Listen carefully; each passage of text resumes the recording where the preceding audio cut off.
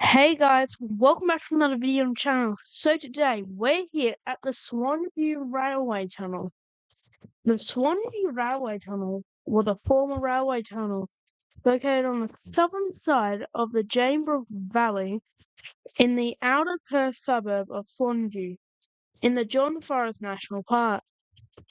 On the edge of the Darling Scrub, After its closure as a railway tunnel, it reopened as part of the John Forest Heritage Trail, a rail trail. Why did that have to rhyme?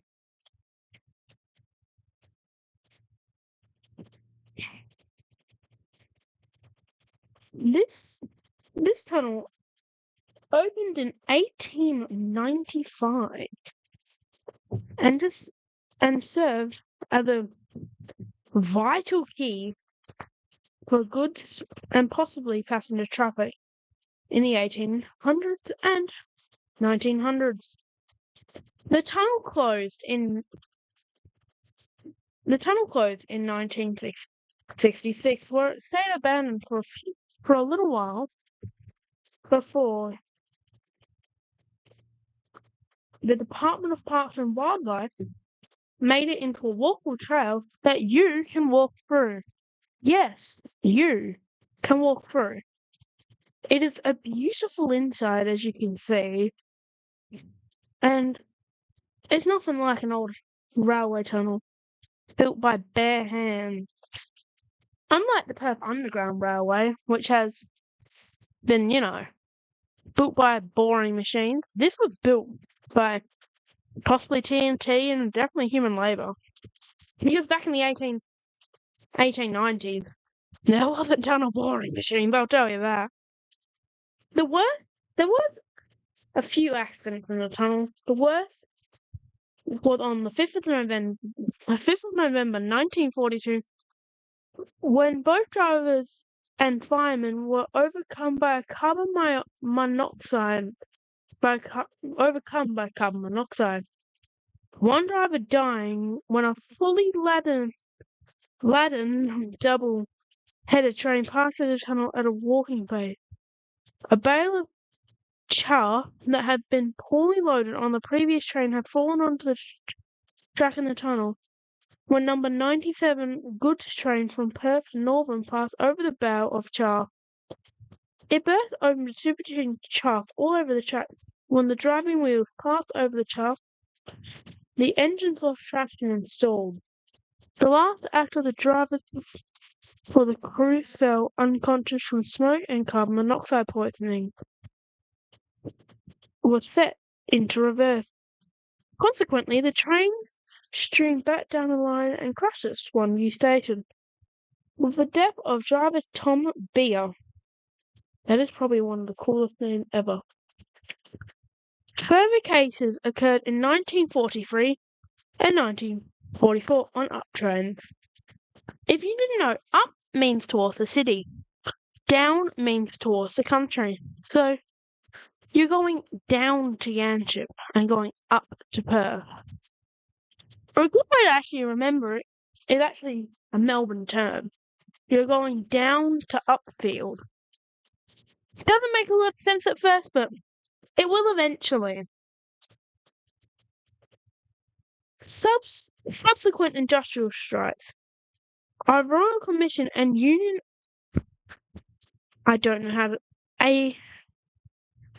Against for the locomotive for sure was a significant issue in the 1940s. As I said before, it was closed in 1966. We're going to get more into the closure now.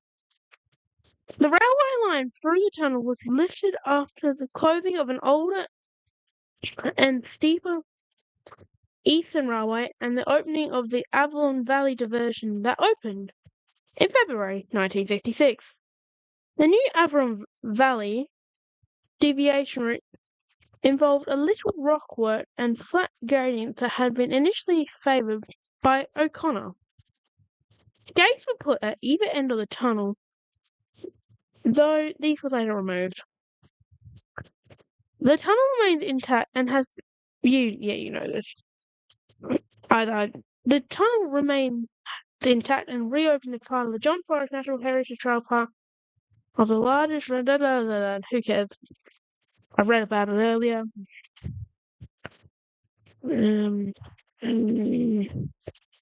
Geology.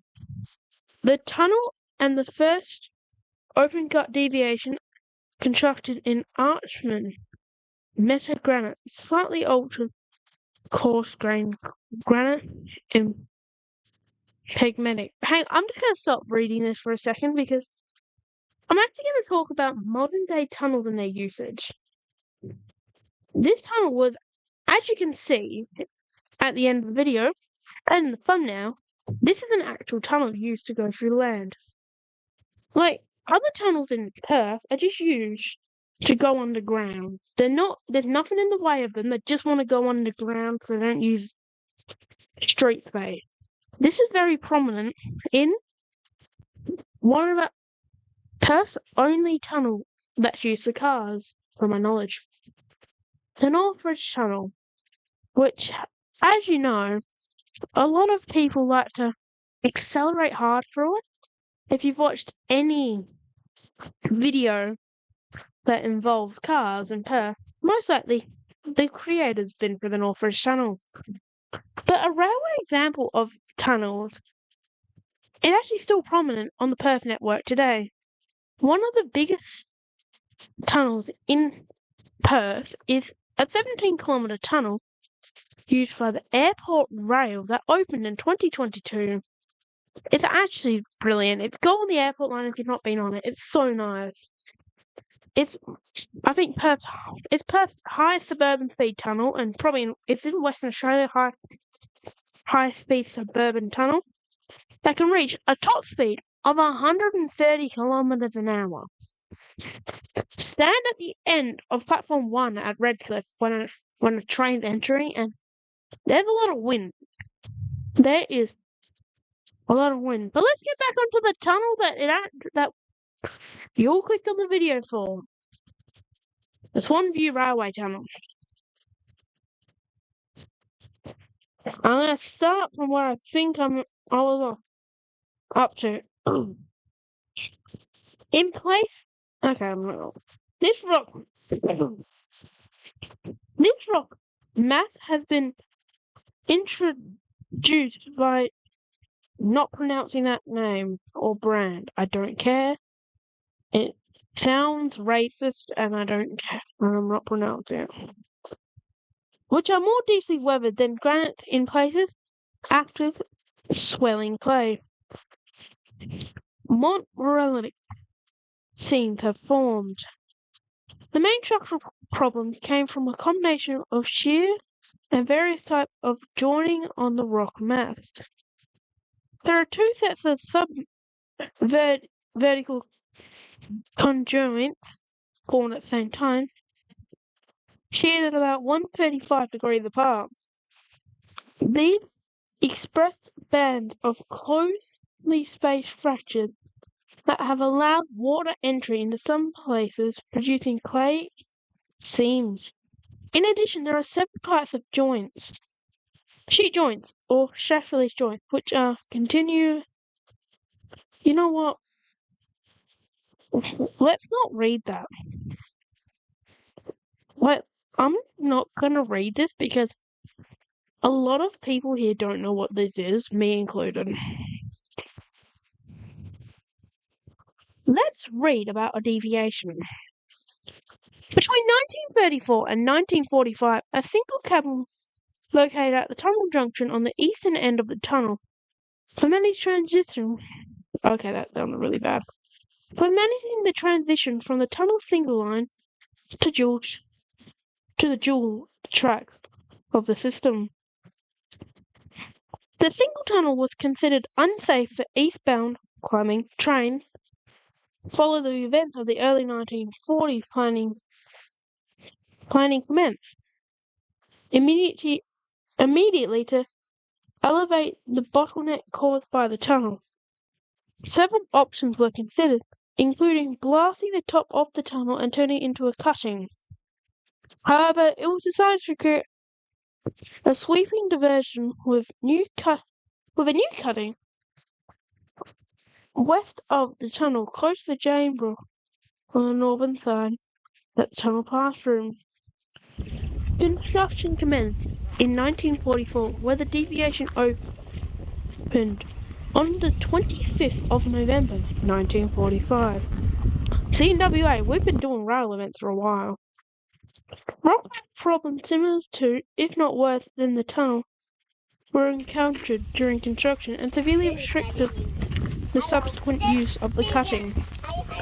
Construction involved a deep cut in granite, some 450 meters long, in which protection from rock floors for fall was essential in the view of the character of granite exposed. After the cut had been excavated, steel fences 2.5 meters high, with supports 9.9 meters apart, were therefore erected on both sides of the cut. The 16 wires forming the fences were in continuous electrical signaling circuits, and a simple but effective system of internal electric interlocking was installed, which made a protection system completely automatic. If a wire was broken by falling rock, or if a battery or circuit failed, two relays became de-energized, and the signal controlling the line in the cut was placed at danger. An indicator in the Swan Valley signal box showed the operator that a rockfall, or other failure, had occurred. The control signal could reset with a special key at the signal itself. As I said before, the diversion was completed on the 25th of November 1945. In 1956, the floor of the tunnel was lowered by 30 centimeters with a concrete base laid. So that is everything on the Swan View Tunnel. If you want to learn more about the Swan View Tunnel, check out the Wikipedia page where I read this entire information off, because where else do you think I get all my information from for these videos? Oh, it actually closed on a very special day. I'll get you the exact date of opening. It opened on the 22nd of February, 1895, and closed on the 13th of February, 1966. The 13th of February is a very significant date because it's my birthday. So yes, check the birthday specials. They're all on the 13th. Which means I have a very nice birthday this year because I have it on the Friday. Friday the 13th. So yeah. I'm going to end this video off here. This was a voiceover. My first ever full voiceover video. If you like it, I'll do some more. This is actually a really fun because I can choose my other clips that I have. Obviously, I filmed a new clip for this video. So yeah, I'm going to end this video off here. Thank you guys for watching. Comment, like, and subscribe. And I'll see you guys in the next one. Bye!